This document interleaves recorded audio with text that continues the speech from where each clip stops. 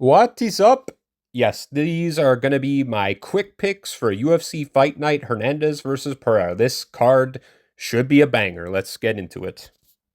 Okay, starting off the card, and a really good way to start off the card, it's Robelis de Spain versus Austin Lane. Robelis is 6'7" and Lane is 6'6". Not much of a height difference, but Robelis has an 84-inch reach and Lane has an 80-inch reach, so quite a difference there. I'm going to be going with Robelis. I hope he's worked on his defensive wrestling a little bit because that is like the one thing that worries me a little in this fight because Austin Lane does have okay wrestling. We saw Robelis like get wrestle fucked for 3 rounds against Waldo Cortez Acosta, but I think UFC put this fight together very carefully. And I think the power of Robelis is going to put away Austin Lane round 1 or 2. Pretty confident in this pick as well. I know he burned everyone his last fight with Waldo.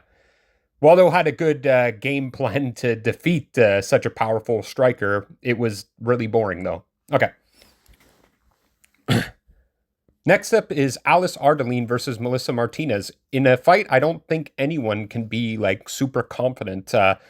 Martinez has not fought in over 2 years and lost to Elise Reed. She did get dropped in that fight and kind of woman-handled by Elise Reed. Showed she does have great kicks and taekwondo just like her brother, but she's really small even for a strawweight. Alice Ardeline is kind of big. She does have an ass though, like so that doesn't help too. So that she has an aggressive style. She was beating mostly nobodies before UFC, but she looked good at it. And her fight against Shauna Bennett, she was able to hold her down and use her wrestling in a very close fight. Some people had Alice winning that fight. I'm going to go with the low confidence Alice Ardeline. I just think the 2 year layoff on Melissa Martinez, and I think Alice Ardeline is going to be stronger in this fight, and she's going to get the win here by decision. But I don't think anyone should bet on this fight, to be honest. Now, Elise Reed versus Jessica Penne. I'm going to be going with Elise Reed to win by decision. 10-year age gap. I don't think either of them are like that good. I can just see Elise Reed use her wrestling and like hopefully she doesn't get submitted.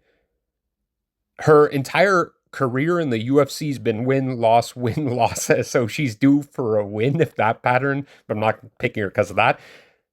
Jessica Penne is also super hittable, and Elise does have like okay power in this fight. But fuck, who knows? I'm just gonna go with Elise Reed. It's really weird some of these women matchups on this card because next is Jocelyn Edwards versus Tamiris Vidal. Last time out, Vidal got TKO'd via boob punch and quit and was getting pieced up before that. Her one win was over Ramona Pascual, who shouldn't have been in the UFC. I think Jocelyn Edwards is just a way better fighter, and that's why I'm going to be going with her to win. Last time out, she lost a close fight to Eileen Perez. She never gave up. Vidal actually has a win over Eileen Perez via DQ, illegal knees. And before that, she did get kind of robbed in that decision with Nora Cornell. I mean, for Jocelyn Edwards. With a wrestling heavy game plan in that fight, I thought she won as well. When things aren't going Vidal's way, she seems lost. And I think Edwards is good at adapting when things get tough. I'm going to go with Edwards by decision. Medium confidence.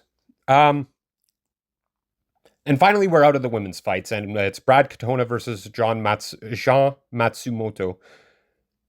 Matsumoto is a good prospect. Dan Argueta did win the first round against him and maybe even the second, but he got finished in the second.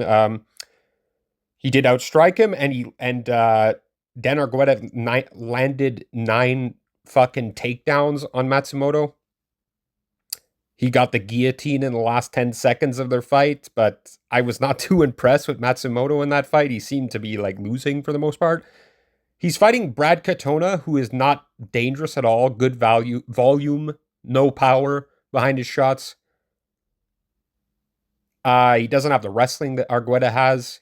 He is durable though, but and has never been finished. But I think it's just his style. He fights very safe, doesn't take too many risks. But Matsumoto does take risk, And I see Matsumoto maybe having the better moments in this fight, winning by decision. Fuck, no confidence on this. Like, yeah, low confidence. Sorry. Now, Mateusz Nicolau versus Asu Almabayev. This fight should be a lot of fun. These guys are both great fighters. Wish Nicolau had a better chin. Asu Almabayev has really good wrestling and submissions. I'm going to be going with Asu by decision, but I can't count Nicolau out. He has faced the better competition and beat the better competition. Nicolau does probably have the better hands.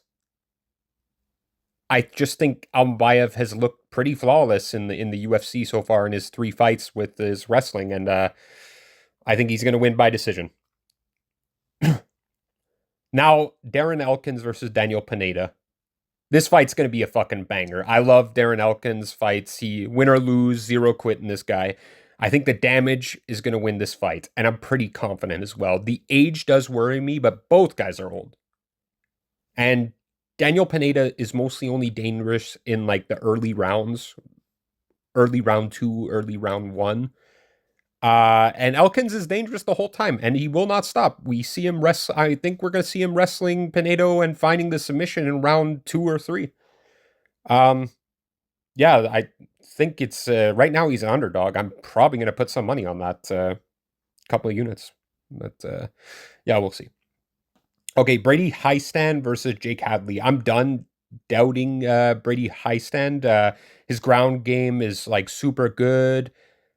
I think Hadley might have the edge in the stand-up. He does have some power, decent boxing. He just beat up Cowlin Lochrain for 3 rounds, but I think Highstand is going to be relentless here with his wrestling.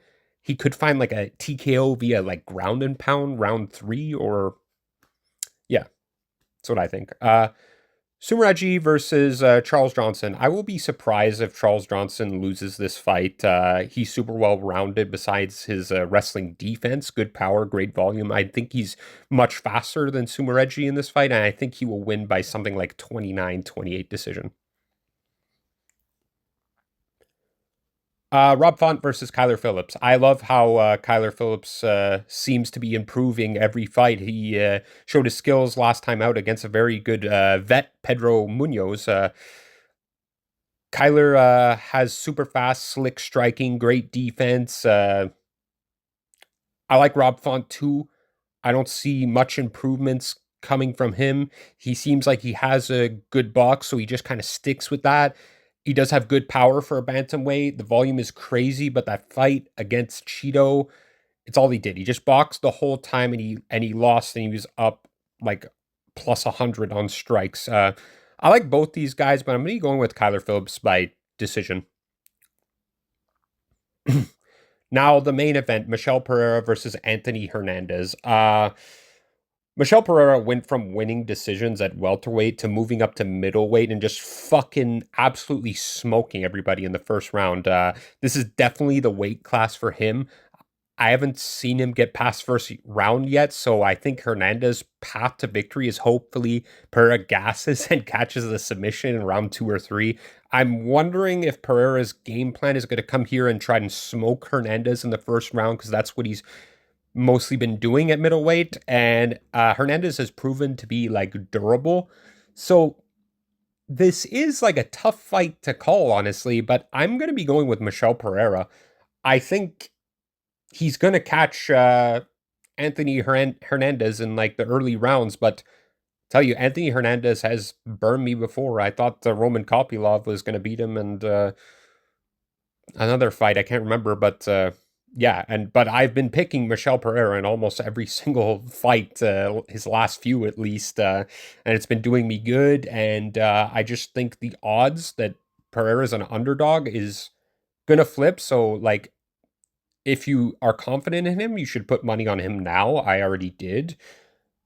Something about those odds makes you worry. I'm like, wait, why is he the underdog? I see like Michel Pereira winning this fight. Yeah, he's super big even at middleweight. So yeah, I think Michel Pereira inside the distance is what's going to happen.